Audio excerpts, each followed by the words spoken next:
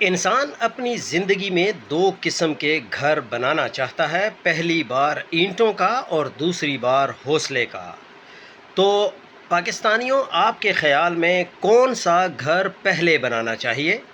اس پر میں آپ کو ایک بڑی زبردست قسم کی بات بتاتا ہوں، جو کہ ساجد صاحب سے ریلیٹڈ ہے اور یہ بالکل حقیقت پر مبنی ہے، اور ہم اپنی آنکھوں سے یہ دیکھ چکے ہیں۔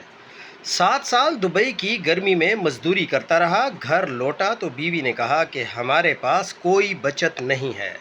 اس لمحے مجھے پہلی بار احساس ہوا کہ بعض خواب مرتے نہیں، بس خاموشی سے انسان کے اندر دفن ہو جاتے ہیں، اور میں ان ہزاروں پاکستانی مردوں میں سے ایک ہوں جو اپنی جوانی کسی اور ملک کی گرمی، دھول اور تنہائی کے حوالے کر دیتے ہیں تاکہ ایک دن اپنے بچوں کو ایک بہتر زندگی دے سکیں۔ 7 سال پہلے جب میں دبئی گیا تھا تو میرا بڑا بیٹا صرف 5 سال کا تھا، چھوٹی بیٹی ابھی اسکول بھی نہیں جاتی تھی۔ میں نے جاتے وقت ان دونوں کو سینے سے لگایا تھا اور بیوی سے صرف ایک بات کہی تھی، بس چند سال کی بات ہے، پھر ہم اپنا گھر بنائیں گے۔ میں اس خواب کے سہارے جیتا رہا۔ دبئی کے مزدور کی زندگی باہر سے جتنی آسان لگتی ہے، اندر سے اتنی ہی خاموش ہوتی ہے۔ گرمی میں کام، شام کو ایک کمرہ، عید پر ویڈیو کال، بچوں کی سالگرہ موبائل کی اسکرین پر، اور رات کو سونے سے پہلے وہی خیال کہ یہ سب ان کے لیے ہے۔ ہر مہینے تنخواہ آتی اور میں تقریباً ساری رقم پاکستان بھیج دیتا، اپنے پاس صرف اتنی رکھتا کہ گزارا ہو جائے۔ کبھی ساتھی موبائل خریدتے، کبھی گھومنے کے لیے جاتے، کبھی چھٹیوں میں دوسرے ملک بھی چلے جاتے۔ میں حساب لگاتا اور خاموش ہو جاتا۔ مجھے اپنا گھر زیادہ عزیز تھا۔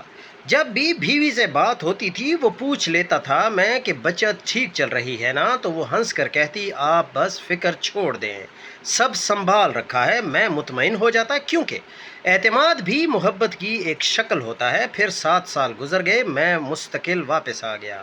میرے دل میں ایک عجیب سی خوشی تھی، جیسے کوئی لمبا سفر ختم ہوا ہو۔ میں راستے بھر حساب لگاتا رہا، اتنے سال، اتنے مہینے، اتنی رقم، کم از کم ایک اچھا پلاٹ تو اب ہمارا ہوگا، شاید گھر کی بنیادیں ہی رکھ دیں، شاید اگلی عید اپنی چھت کے نیچے ہو۔ ایک شام میں نے چائے پیتے ہوئے کہا کہ چلو اب حساب کر لیتے ہیں، دیکھتے ہیں کتنی بچت ہوئی ہے۔ میری بیوی خاموش ہو گئی، اتنی خاموشی کہ مجھے پہلی بار ڈر محسوس ہوا۔ پھر اس نے نظریں جھکا کر کہا کہ کوئی بچت نہیں ہے، کبھی کبھی انسان کو زندگی میں دھکا لگ جاتا ہے، صرف ایک جملہ کہتی ہے اور باقی کام خاموشی کر دیتی ہے۔ میں اس لمحے کچھ نہیں بولا، صرف اسے دیکھتا رہا۔ مجھے لگا شاید میں نے غلط سنا ہے۔ پھر آہستہ آہستہ بات سامنے آتے گئی، آن لائن شاپنگ، قسطیں، روز نہیں تو ہر دوسرے دن کوئی پارسل، کوئی نیا برانڈ، کوئی نئی سیل، کوئی نیا آرڈر، اور پھر باہر کھانے کی عادت۔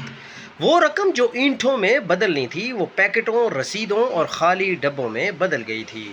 میں خاموش رہا۔ عجیب بات یہ تھی کہ مجھے غصہ نہیں آ رہا تھا۔